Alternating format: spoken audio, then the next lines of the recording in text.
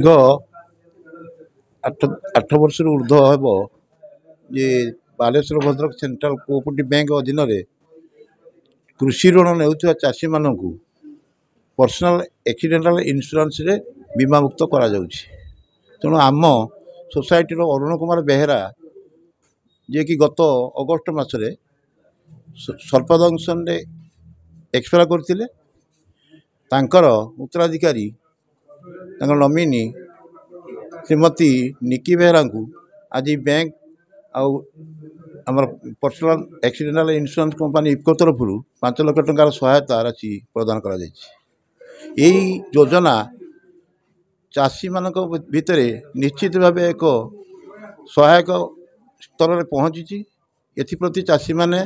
बा समिति नौथुवा ऋणी मैंने सदा सर्वदा करंट ऋण करी निजक बीमा मुक्त करने मु आशा टोटापड़ा सेवा सेवा समिति सभापति आज जो अरुण कुमार बेहरा जो दैव दुर्भाग्यर एक्सीडेंट होता तेणु आम सेवा समवाय समितिर सी जड़े सक्रिय मेम्बर थे लोन लेन देन सठिक भाव में जो आमर सहायता थिला बीमा राशि 5 लाख टंका आम बैंक तरफ